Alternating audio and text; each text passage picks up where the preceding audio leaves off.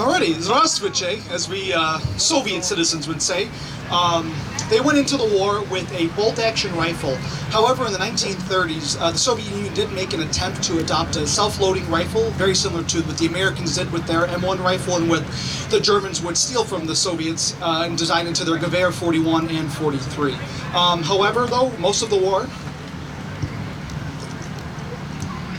they would be equipped with this bolt-action Vintovka Mosin, model 1891. It's a bolt-action, just like any of the German or British allies. They went to war with bolt-action rifles.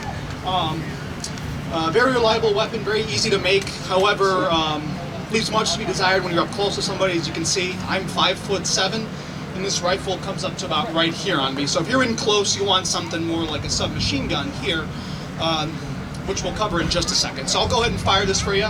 Standard magazine here fires 5 rounds. I've only got 2 loaded because blanks are expensive.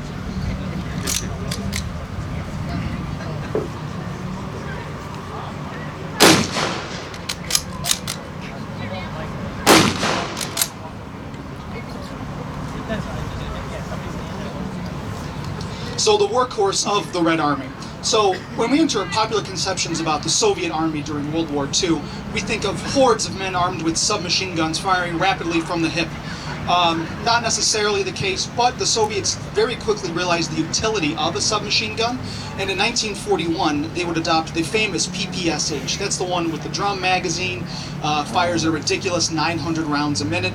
Don't have one of those, unfortunately, but later on during the war, as the American talked about, when you're in a total war with an enemy who wants to destroy you completely, it's foolish to waste time machining things. So, in the middle of the war, we come up with this. This is the PPS model of 1943. It's largely made from steel stampings, and it's much quicker to manufacture.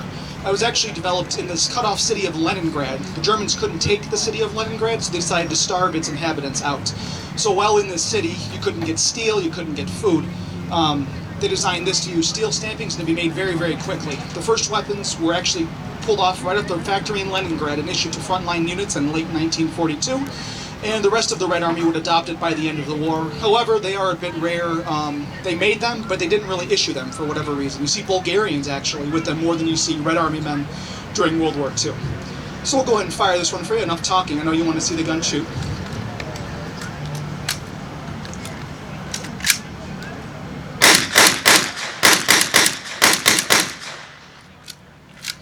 Naturally, normally it would be fully automatic. However, U.S. gun laws prevent us from doing this, rightfully so.